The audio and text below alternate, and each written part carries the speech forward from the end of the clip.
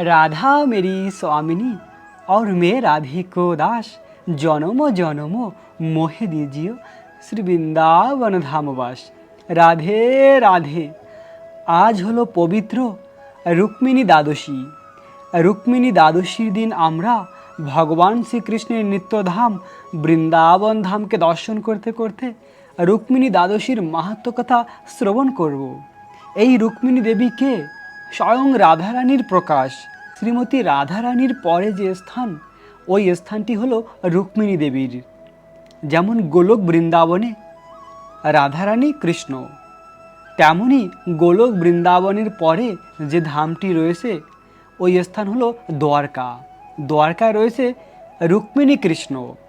তো রুক্মিণী দেবী স্বয়ং রাধারানীরই প্রকাশ। বিশ্বভানু নন্দিনী রাধারানীর পরের যে স্থান, ওই স্থানটি হলো রুক্মিণী দেবীর। আর সেই রুক্মিণী দেবীর আজ হলো শুভ আবির্ভাব তিথি, রুক্মিণী দ্বাদশী। শ্রীমদ্ ভাগবতমে এই লীলা কথা রয়েছে।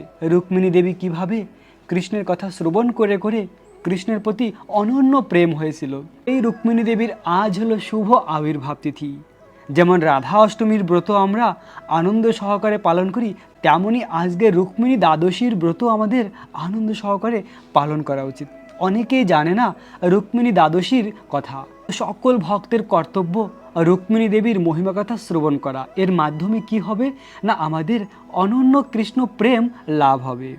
তাই বৃন্দাবন ধামকে দর্শন করতে করতে আমরা রুক্মিণী দ্বাদশীর মাহাত্ম্য কথা শ্রবণ করব। রুক্মিণী দেবীর কতটা গুরুত্ব আমাদের ভক্তি জীবনে তা আমরা শ্রবণ করব। তো আজকের এই পবিত্র এই দিনে ভগবান শ্রীকৃষ্ণের নিত্য সঙ্গিনী রুক্মিণী দেবী প্রকাটিত হয়েছিলেন। মহারাষ্ট্রের কান্ডল্যপুর গ্রামে দেবী রুক্মিণীর আবির্ভাব। আর মহারাজ ভীষ্মক হলো রুক্মিণী দেবীর পিতা। তিনি ছিলেন ভগবানের ভক্ত।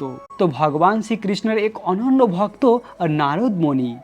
নারদমণি পৃথিবীর সকল স্থানে কৃষ্ণ কথা বর্ণনা করেন। তিনি হলেন সব থেকে বড় মহান বৈষ্ণব। সকল মহান বৈষ্ণবদের গুরুও নারদমণি।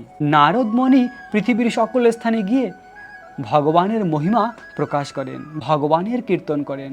তো নারদমণি ভীষ্মক রাজার রাজ্যে গিয়ে ভগবান শ্রীকৃষ্ণের লীলাকথা বর্ণনা করতেন। তো নারদমণি গিয়ে ওই রাজ্যে ভগবান কৃষ্ণ বলরামের কথাই বর্ণনা করতেন। ভগবানের কথামৃত হলো মধুর, এত সুন্দর ভগবানের লীলা। ওই লীলা যে একবার শ্রবণ করে সে বারবার শ্রবণ করতে চায়। কেননা ভগবান হলো পরম পুরুষোত্তম, অনাদির আদি গোবিন্দ, সর্বকারণের পরম কারণ ভগবান কৃষ্ণ। আর ভগবানের কথা যে শ্রবণ করে সেই ভগবানের ভক্ত হয়ে যায়। তো নারদ মুনির শ্রী মুখে রুক্মিণী দেবী ভগবানের কথামৃত শ্রবণ করেছে। একবার নয়, অনেকবার। আর শ্রবণ করে হৃদয় ধারণ করেছে ভগবানকে। এতবার শ্রবণ করেছে, শ্রবণ করতে করতে সেই কৃষ্ণের প্রতি তার অনন্য প্রেম হয়েছে। রুক্মিণী দেবী মনে মনে এভাবে সংকল্প করেছেন যে আমি যদি কাউকে গ্রহণ করি তাহলে কৃষ্ণকেই গ্রহণ করব। কৃষ্ণ ছাড়া আমি আর কাউকে বিবাহ করব না, কৃষ্ণই আমার পতি হবে। তো ভগবান কৃষ্ণকে পতিরূপে মেনে নিয়েছিলেন মন থেকে। তো রুক্মিণী দেবীর যে ভাই, তিনি রুক্মিণী দেবীর বিবাহ ঠিক করেছিল শিশুপালের সঙ্গে, যে শিশুপাল ভগবানকে সব সময় শত্রু মনে করত। আর দেবী রুক্মিণী মন থেকে কৃষ্ণকে মেনে নিয়েছিল। রুক্মিণী দেবী তার পিতা ভীষ্মক রাজা, তার মাতা সকলকে বলেছেন যদি আমি কাউকে বিবাহ করি তাহলে কৃষ্ণকেই বিবাহ করব। তো ভীষ্মক রাজা তার কন্যার যা ইচ্ছা, তার ইচ্ছায় তিনি সহমত ছিলেন। ভীষ্মক রাজাও চাইতেন কৃষ্ণের সঙ্গে যেন তার পুত্রীর বিবাহ হয়, কিন্তু তার পুত্র রুক্মিণী দেবীর বড় ভাই তিনি চাইতেন না যে কৃষ্ণের সঙ্গে বিবাহ হোক। তো রুক্মিণী দেবীর বড় ভাই রুক্মিণী দেবীর বিবাহ ঠিক করেছে বিদর্ভের রাজা শিশুপালের সঙ্গে। তো শিশুপালের সঙ্গে একদম ফাইনাল করেছে বিবাহ। তো বিবাহ লগ্ন আসার ঠিক 4 দিন আগে রুক্মিণী দেবী অধৈর্য হয়ে পড়েছিলেন যে এখন কিছু একটা করতেই হবে, আমার কৃষ্ণ কখন আমাকে এসে এখান থেকে নিয়ে যাবে। তো তখন কি করবে, কিভাবে কৃষ্ণের কাছে সংবাদ পৌঁছাবে। এক ব্রাহ্মণ ছিল, যে ব্রাহ্মণ ওই কৃষ্ণ কথা শ্রবণ করার জন্য আসতো। আর ওই ব্রাহ্মণ রুক্মিণী দেবীকে খুব ভালোবাসতো। তো ওই ব্রাহ্মণকে ডেকেছে ব্রাহ্মণকে ডেকে ব্রাহ্মণের কাছে দেবী রুক্মিণী তার মনের সকল কথা খুলে বলেছেন। হে ব্রাহ্মণ, আমি কৃষ্ণকেই আমার পতিরূপে মেনে নিয়েছি। যদি কৃষ্ণ না আসে তাহলে আমি এভাবে অনাহারে আমার জীবন ত্যাগ করব। দেখো, আমি অলরেডি উপবাস শুরু করেছি। কৃষ্ণ না আসলে আমি প্রাণ ত্যাগ করব। মানে কৃষ্ণকেই আমার জীবনের সব কিছু করেছি। তো ওই ব্রাহ্মণ রুক্মিণী দেবীর এভাবে আকুল প্রার্থনা শুনে তিনিও খুব কষ্ট পেয়েছেন, কেন ব্রাহ্মণ খুব ভালো ছিল, ভগবানের ভক্ত ছিল। তো ব্রাহ্মণ দেব রুক্মিণী দেবীকে বললেন, হে পুত্রী, তোমার জন্য আমি কি করতে পারি, তুমি বলো। তখন দেবী রুক্মিণী তার আগের দিন রাতে তার নিজ হস্তে কৃষ্ণের কাছে চিঠি লিখেছিল। এই জগতের সর্বপ্রথম লাভ লেটার রুক্মিণী দেবী লিখেছিলেন, আর তাও আবার ভাগবতমে বর্ণিত রয়েছে। কেননা এই লাভ লেটার এই সংসারের মতো নয়, এই লাভ লেটার অপ্রাকৃত, এখানে রয়েছে বিশুদ্ধ প্রেম। তো রুক্মিণী দেবী তার আগের দিন রাতে কৃষ্ণের কাছে চিঠি লিখেছিল। 60টি শ্লোকের মাধ্যমে ওই লাভ লেটার লিখেছিল কৃষ্ণের জন্য। তো ওই ব্রাহ্মণের হাতে রুক্মিণী দেবী ওই চিঠি দিয়েছিল, খুব সুন্দর করে প্যাক করে দিয়েছিল যে ওই চিঠি কৃষ্ণ ব্যতীত আর কেউ খুলতে পারবে না। যদিও সেই মহারাষ্ট্র থেকে সেই গুজরাট দ্বারকাধীশ যাবে অনেকটা দূর, সময় রয়েছে মাত্র 4 দিন। তো কিভাবে অতটা দূর যাবে, তাও পায়ে হেঁটে? তো ওই ব্রাহ্মণ দেবী রুক্মিণীকে আশ্বাস দিয়েছিল, হে পুত্রী, তুমি চিন্তা করো না, আমি আমার আহার নিদ্রাকে বন্ধ করে শুধু দৌড়াবো, দৌড়ে দৌড়ে যাব দ্বারকাধীশের কাছে। আমি তোমার বিবাহর আগেই পৌঁছে যাব দ্বারকাধীশের কাছে, আর এই চিঠি পৌঁছাবো। এই ব্রাহ্মণ দেখুন কত শুদ্ধ ভক্ত। রুক্মিণী দেবীর জন্য ওই চিঠি হাতে নিয়ে ব্রাহ্মণ সঙ্গে সঙ্গে ছুটেছে কোথায় না, দ্বারকাধীশের দিকে, কৃষ্ণের কাছে। আর এদিকে দেবী রুক্মিণী বারবার প্রার্থনা করছিল, হে শ্যামসুন্দর, হে কৃষ্ণ, তুমি এসে আমাকে তোমার কাছে নিয়ে যাও। আমার জীবনের সব কিছু তোমার চরণেই অর্পিত, তুমি ছাড়া আর আমি কাউকে গ্রহণ করব না। আর ব্রাহ্মণও ছুটেছে। ওই ব্রাহ্মণ রাত দিন এক করে তার আহার নিদ্রা বন্ধ করে অনেক দ্রুত বেগে ছুটছিল দ্বারকার দিকে। আর দ্বারকা যখন পৌঁছেছে তখন দ্বারকার একটি নিয়ম ছিল, দ্বারকাতে যারা ব্রাহ্মণ থাকবে ব্রাহ্মণদের কোনো অনুমতি লাগে না দ্বারকাপুরীতে প্রবেশ করার জন্য। দ্বারকাপুরী অনেক ঐশ্বর্য ছিল, সেখানে কেউ প্রবেশ করতে পারতো না। কিন্তু ভগবানের সেই রাজ্যে একটি নিয়ম ছিল, যদি কোনো ব্রাহ্মণ আসে ব্রাহ্মণকে কিছুই জিজ্ঞাসা করা হবে না, একদম সসম্মানে মহলের ভিতরে প্রবেশ করতে দেওয়া হবে। তো এই ব্রাহ্মণ সেই রাস প্রাসাদে প্রবেশ করেছিল কৃষ্ণ যেখানে থাকে। তো কৃষ্ণ স্বয়ং এসে ব্রাহ্মণের পদপক্ষলন করেছে, তার শ্রী চরণ ধুয়েছে এবং ব্রাহ্মণকে অনেক সুন্দর স্থানে বসিয়ে তাকে অনেক রকমের প্রসাদ পাইয়ে অবশেষে একটি পালঙ্কের উপরে তাকে শোয়ানোর পরে তার চরণ সেবা করছিল ভগবান স্বয়ং। আর সেই সময় ভগবান বলছিল, হে ব্রাহ্মণদেব, আপনার আগমনের কারণ কৃপা করে বলুন। আর ব্রাহ্মণ চাইছিল আরো আগেই বলার জন্য, কিন্তু কৃষ্ণ আগে ব্রাহ্মণের সেবা করছিল। আর তখন ব্রাহ্মণ বলছিল, সব কিছু খুলে বলেছিল যে দেবী রুক্মিণী যে তোমাকে খুব ভালোবাসে, তিনি এই পত্র পাঠিয়েছে। আর ভগবান তো অন্তর্যামী, ভগবান কৃষ্ণ আগে থেকে সব কিছু জান। আর ভগবান যখন দেখেছে ব্রাহ্মণের হাতে ওই চিঠি আর রুক্মিণীর কথা শুনেছে যে রুক্মিণী 4 দিন আগে থেকেই আহার বন্ধ করেছে, এত ভালোবাসে কৃষ্ণকে, তো ভগবান কৃষ্ণের হাত কাঁপছিল আর কণ্ঠ রুদ্র হয়েছিল। ভগবানের চোখ থেকে অজর ধারায় অশ্রুধারা পড়ছিল। কেন? তার ভক্ত তার জন্য এত কষ্ট করে। তাই আমরা যদি ভগবানকে ভালোবাসি, ভগবানের জন্য কন্দন করি, ভগবান ওই গোলক বৃন্দাবনে বসে আমাদের ভালোবাসা বুঝতে পারে। ভগবান চিন্তা করে কখন আমার ভক্তকে মুক্ত করে আমার কাছে নিয়ে আসবো। তো ভগবানের পুরো হাত কাঁপছিল, অঙ্গ কাঁপছিল, আর ভগবানের কণ্ঠ রুদ্র হয়েছিল। ভগবান কিছুই বলতে পারে না। তো চিঠি কি করে পড়বে? ব্রাহ্মণকে বলছিল, ব্রাহ্মণদেব তুমি কৃপা করে এই চিঠি পড়ো। তো ব্রাহ্মণদেব ওই 60টি শ্লোক ভগবানকে পড়ে শোনাচ্ছিল। এভাবে রুক্মিণী দেবী প্রার্থনা করেছিল, হে ভুবন সুন্দর কৃষ্ণ, তোমার থেকে সুন্দর জগতে আর কেউ নেই। রুক্মিণী দেবী এভাবে বলছিলেন শ্লোকের মাধ্যমে, হে কৃষ্ণ, যদি তুমি বলো যে আমার দোষ, আমি তোমার রূপের প্রতি আকৃষ্ট হয়েছি, তাহলে আমি বলবো আমার কোনো দোষ না। হে ভগবান, তোমার লীলা মহিমা তোমার গুণমহিমা, তোমার রূপমহিমা যে শ্রবণ করবে সেই তোমার প্রেমে পড়ে যাবে। শুধু আমি না, যদি কোনো বিবাহিত স্ত্রীও তোমার কথা শ্রবণ করে তারও তোমার প্রতি প্রেম হয়ে যাবে।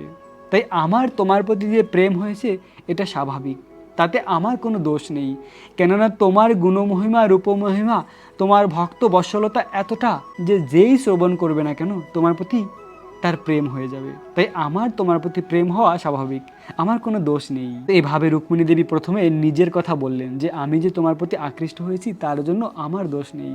তারপরে তিনি বললেন যে আমি হলাম তোমার প্রাপ্য, সিংহ থাকতে শিয়াল কি করে আমাকে নিয়ে যাবে। রুক্মিণী দেবী বলছিল, হে ভগবান, আমি তোমারই সম্পত্তি, তুমি থাকতে কি করে শিশুপাল আমাকে নিয়ে যেতে পারে, তাই তুমি এসে আমাকে এখান থেকে নিয়ে যাও। তো তারপরে দেবী আরো বললেন, তিনি বললেন আমাদের কুলের একটি রীতি রয়েছে, বিবাহের আগে দেবীর মন্দিরে নিয়ে যাওয়া হয়, আর ওই সময় তুমি আমাকে হরণ করবে।